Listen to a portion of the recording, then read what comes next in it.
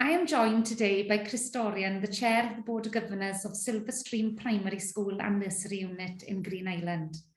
Chris has very kindly agreed to answer some questions about his role in supporting the school's ethos. So without further ado, I'll allow you, Chris, to tell us a little bit about your background and how long you've been a governor at Silverstream. Okay, my background is, well, my children have gone to the school. My oldest son is 17 now, and so we've had a long involvement with the school for really the last 13 years, do my maths quickly. And then back in around 2010, I like to be involved in things. I'd called the principal and asked if it was possible to get onto the Board of Governors to find out how. And at the time, the governors were full and I was placed in the waiting list. But then when a parent rep had to move away, she called me and I was able to come on as a governor. So I've been a governor in the school for around 10, 11 years. And I have been the chair since 2018 in the latest intake into the governors. And I was the vice chair for a while before that. Okay, thanks, Chris. So as chair of the Board of Governors, what role do you play in setting the ethos of the school? I think as chair, you have a leadership and a support role. The governors do interviews, they decide on the kind of teachers and the kind of team that will be in place. They review the school development plans, the literacy, numeracy, the various leadership plans that are there, and they support the teachers and the staff to deliver for the children. The most important thing really is to remember, I think, that the children are the key to this, and that is why we are involved. We want to see their aspirations raised up. It can vary from school to school and whatever you think you need, but putting the children first then helps to set the ethos that that's why you go in then. And then once you've done that, it's supporting the teachers. Teachers can sometimes get forgotten about. And I think it's important to let them know that you are there to support them. You're there to help them deliver for those children. And in setting this ethos, I like to do things just in a correct way, a fair way. If I say I'm going to do something or make a decision, then that's what you follow up on. There's a lot of guidance and there's a lot of support out there, and it's important just to be consistent in your decisions and be honest and open with why you're serving and how you're serving, and supporting the staff to deliver for the children. Right, thank you, Chris. And you've touched on this in your previous answer. You mentioned that your role in setting the ethos of the school goes back to the recruitment of the right people. It's about putting the children at the centre, and it's about supporting staff. So you've already touched upon the idea that relationships are key within any organisation, and especially schools. So as a chair, what are the key relationships that you have, and how do you nurture them?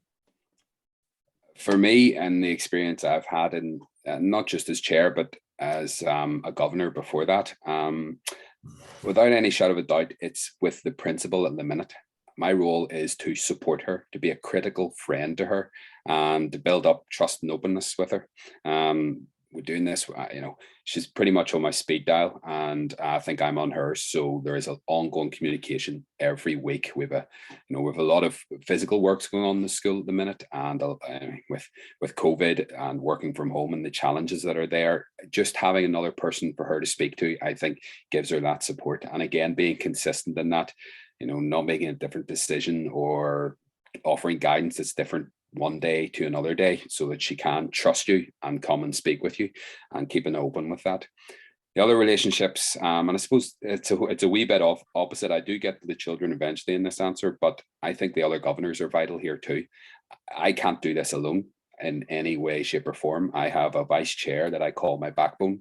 And she keeps me honest, she keeps me focused, and motivates me to do things whenever I'm feeling just like don't have the time to do this. This is a voluntary role, but having someone to speak and step in the odd time and someone for me to bounce ideas off is vital. And there's just too much to do. So it's great having that. And then you have, I'm a parent rep, you're going to have transfer reps from the churches, and they are going to have local contacts in the community, which adds to the process. And it's the same with the EA reps. We'll have the expertise in education that can be used together. So again, those relationships, which again help support the teachers. There is the wider community in the school. You know, we've got the vice principal I like to stay in touch with. You know, you never know whenever somebody's going to have to isolate and you go on to that role. So having trust there, the parent staff association, the teachers, and then the children. And finally, as a parent rep, knowing what the parents like to have, they can be a wee bit isolated from the school sometimes. So trying to build up, get your face known around the community and say hello to people and be there to offer advice or to let them know what's going on, all plays a key role to make it a good working team to deliver for the children in the community. Thanks, Chris. I'm struck by how your answer emphasises that supporting a strong school ethos is a collective effort and that it can't be done by just one person.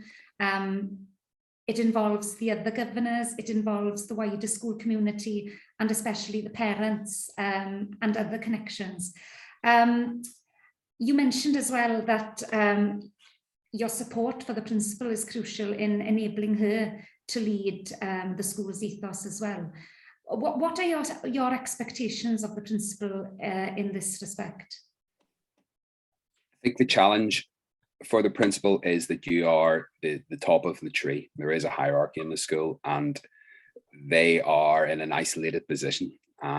So expectation wise, I try to encourage her and just to remind her that you have a great team there and they can be friendly, but there's times you will have to be the boss. You will have to bare your teeth to get things done. And I think the expectations are that you have to be professional and consistent in that.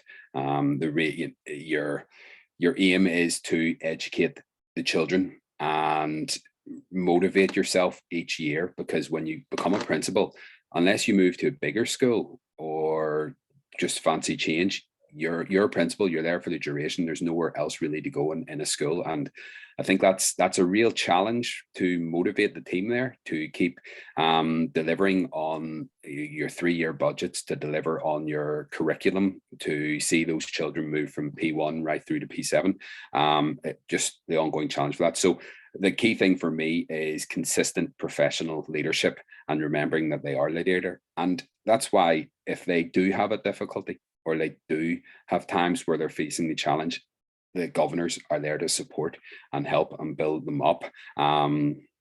Schools amaze me. It's to have to remotivate yourself for very similar ways of teaching each year. Kids change, parents change, but some of the issues are very similar year on year. And sometimes I could guess you get to a point of saying, I've done this, I've been here. But teachers are always continuing to develop. The principals always continuing to develop the school, and governors can help them do that by giving a community viewpoint, by offering help, whether it's outside resources or a different eye, and offering challenge too, to make sure that edge remains sharp, that they do continue to develop. Thanks, Chris. And you mentioned earlier on, it's a voluntary role, and different governors will bring different things to the role. So what do you feel are the values and the skills that are essential for the role of a governor and indeed a chair of the Board of Governors? I think you have to care for the children in the area where your school is, for their to try, well, in my area, to raise their aspirations and encourage them. I've seen so many kids come through who used to walk around calling me Mr. Such and Such, and now I go and hire them to do the work around my house that I have no clue, or go into various stores around Belfast that they're there giving me guidance on whatever electronic equipment I need. It's great. But the children, that's the skill, and I think the value you need, that you want to further them. That's why you're there to do this. And then it's the needs of the community. The schools can really be a part of the community. We've been very fortunate that we've been supported by the local football club. They've come in and been able to build on mental health programs and also provide grant applications for works around the school. So it's building those contacts and being, as I've said before, consistent, honest and open, and being able to do that across the piece, you know, that we're all helping each other. I also think you need to have a thick skin. You're going to face criticism. You know a lot of the information that's going on, more than sometimes all the other governors, and certainly more than sometimes the parents and the teachers at times. And you make decisions with more information, and people will criticize you for that. You have to accept that and know that you've made the right decisions for whatever reason it is. And finally, I do think you need to be able to ask for help, whether it's from the other governors, whether it's from the principal and the teacher. You know, you don't know it all there. It's a strange dynamic. You are responsible for the school as a governor, but yet the teachers all are the trained experts and professionals. You know, you could come into a governor. I was a parent rep, knew very little about education, and in comparison to teachers still do know very little, but working together, asking the right questions helps develop that. And also, I'll give a plug for the EA here too. There's a lot of guidance, there's a lot of support there, and picking up the phone, and as I like to do, get a couple of friends who I have worked with over the years and ask them the questions they need to ask, and then you benefit from that. That's great. Thank you very much, Chris. I'd like to thank you for taking the time to contribute to our support for governors in leading school ethos by sharing your experiences at Silverstream. And I'd like to wish you and all at Silverstream Primary School and Nursery Unit the very best. Thank you. Thank you. Right. Okay. Breathe. Breathe. It's still recording because I'm scared to press anything that could make it go kaput. And I've got one of the clerical team is on hand to whoosh in at some point and make sure that I don't do anything like that. But that was great. You know, I thought, well, I knew your answers would be spot on because you're doing the role. And it's great that you've been involved for so long. Sorry, go ahead. No, I was going to say we'll see where we're going next in the school. There's been a huge amount of changes, and it's been a fun, challenging time. And I was careful in saying that because I haven't always had the best of relationships with people in the school. So, you know, that's why that's made it so much easier when you have that. But I think that point as well about having, you know, you're making decisions with more information at your disposal than a lot of others would have. And, you know, being prepared for some criticism, you know, I think a lot of people come into the role thinking, oh, I want to give something back to my community, which it should be a case of, but don't understand that there is a lot of pressure involved with it. Like you said, you do need to have a thick skin. Yeah, but you know, it's good, and the teachers do work, and even the ones that the one I didn't necessarily get on with, you know, that person did remind me that you know, governors like to come in, swan in, go to the wee meeting, drink a coffee, and talk nicely, and then leave and not do any work. So, you know, you can't do that. You need to be able to get stuck in, and it's not easy either. No, and you know what? That's why it's good to see so many parents finding their way onto boards of governors, because obviously as parents, you know, we do want that for our children, and if you can play a role in that. And I thought the point about, you know, looking outwards, you know, going to different organizations for support, you know, bringing them into the school, you know, that's crucial because, you know, it just adds to what's on offer. Yeah.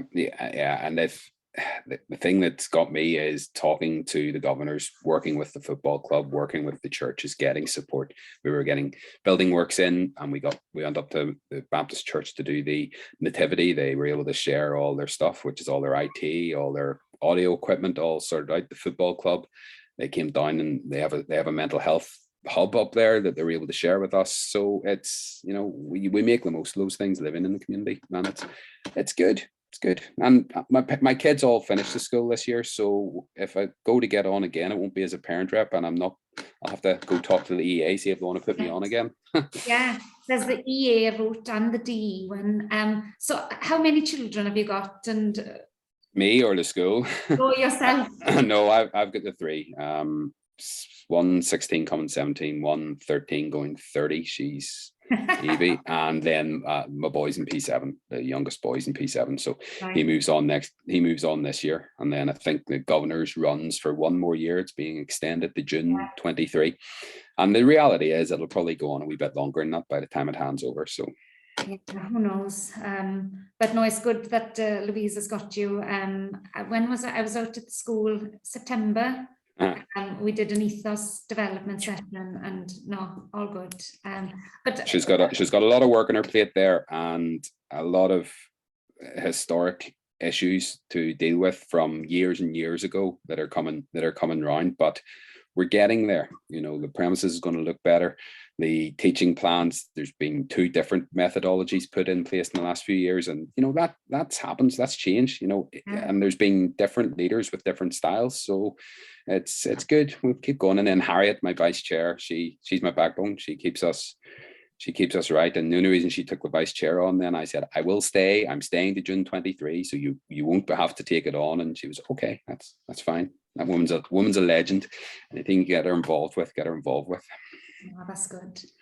So, well, listen, Chris, I won't keep you because it's lunchtime. Oh, don't worry. I had my lunch before. Look, thanks for asking, and your support for the school. We'll hopefully see more of you. Great. Well, listen, I'm going to leave the meeting. I'm staying on.